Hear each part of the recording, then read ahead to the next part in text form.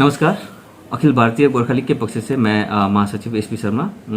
हमारी जो कल परसों के दिन एक आपातकालीन मीटिंग हुई थी, जिसमें हम लोगों ने ये निर्णय लिया कि हम आगामी जो विधानसभा चुनाव होने जा रही हैं 2021 में, उसमें तीनों जो सीट है पहाड़ के, जैसे दार्जिलिंग, कालिम्पोंग एंड कर्सियंग, इन तीनों विधानसभा सीट से हम लोग अपने उम्मीदवार देंगे। एंड वो सारे उम्मीदवार युवा होंगे जो पहले राजनीति में बेदाग रहे हैं।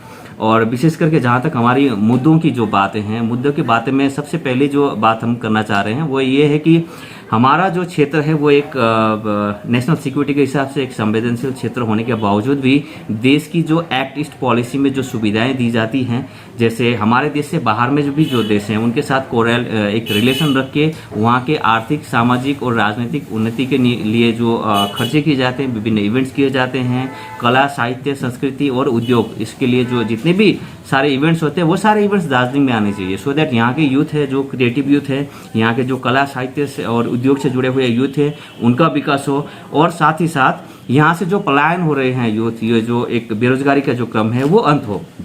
और देश की एक संवेदनशील क्षेत्र के जनप्रतिनिधि होने के नाते हम लोग यहाँ का जो एक संवेदनशील क्षेत्र का जो मुद्दा है उसे भी हम लोग विधानसभा में पुरजोर तरीके से बहस का एक सब्जेक्ट बनाएंगे, सो दैट इस पे बहस तो हो, एक बार बहस हो, उसके बाद कुछ ऑल्टरनेटिव्स वगैरह आएंगी।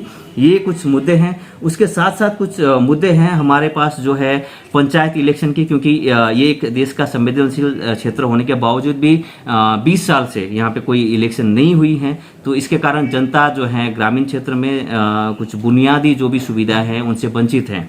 ये एक देश के लिए भी एक खतरनाक एक माहौल है, उसका निवारण करने के लिए यहाँ पे पंचायत इलेक्शन होना चाहिए। उसके साथ साथ हम लोग चाह रहे हैं कि प्लांटेशन लेबर एक्ट, क्योंकि हमारा जो क्षेत्र है ज़्यादातर चाय बागान से घिरा हुआ क्षेत्र है, और चाय बागान से घिरा हुआ क्षेत्र होने के लिए यहाँ के जो ज़्यादातर लोग चाय बागान में आश्रित है, और इनके ऊपर अभी भी वो प्लांटेशन लेबर एक्ट के कारण बहुत सारे शोषण हो रही है, जैसे कि प्रजापट्टा का जो अधिकार वो अभी तक इनको नहीं मिला है। दूसरा हो गया वेजेस, संडे के दिन इनका जो वेजेस है वो नहीं मिलता है। तो ये सारे चीज़ें हैं, और मिनिमम वेजेस का भी जो चेंजेस वगैरह करना है, इसके लिए भी प्लांटेशन लेबर एक्ट का संशोधन होना जरूरी है। ये भी हमारा एक मुद्दा है।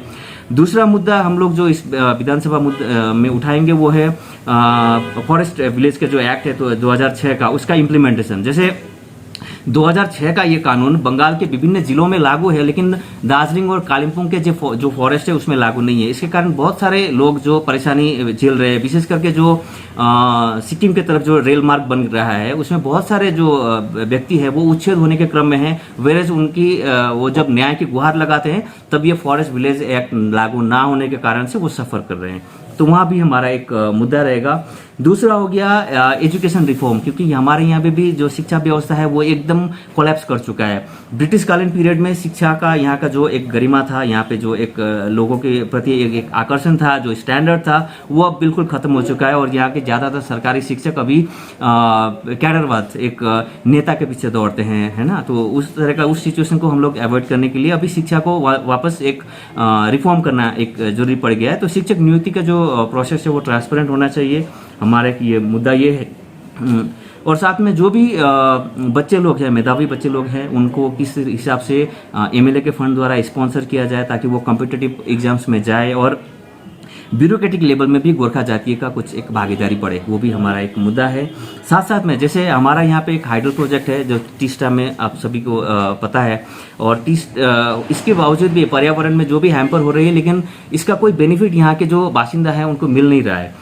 तो इस सेक्शन में जैसे दिल्ली हो गया, जैसे कलकत्ता में भी कुछ दिन पहले सीएम ने 75 यूनिट्स तक का एक सब्सिडी का एक ऐलान किया था, तो उस तरह का बेनिफिट यहाँ के भी बाशिंदा को मिलना चाहिए। 100 यूनिट तक का इलेक्ट्रिसिटी बिल में छूट, चाहे वो जस्ट 100 के अंडर का बिल है या 100 से ज़्यादा है, फर्स्ट 100 यूनिट का जो बिल है वो उसमें छूट मिलनी चाहिए यहाँ की जनता को, ये हमारा एक मुद्दा रहेगा। और साथ ही साथ भ्रष्टाचार एक ऐसा चीज़ बन गया है दार्जिलिंग में, जब भी यहाँ पे क्षेत्रीय व्यवस्था चले हैं, चाहे वो डीजेसी हो या जीटीए हो, वार्मी ऑटिया हो, इसमें कोई ऑडिट नहीं हुई आज तक।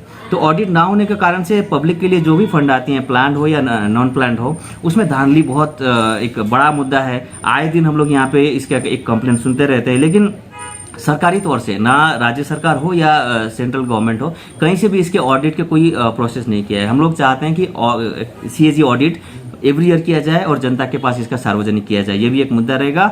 हम चाहते हैं कि इस बार जनता के हाथ में ही हम लोग क्षमता दें, नेता की जो जबरदस्ती और जो एक भ्रष्टाचारी राजनीति है उसका अंत करें और स्वतंत्र उम्मीदवार इस बार जाए। Thank you.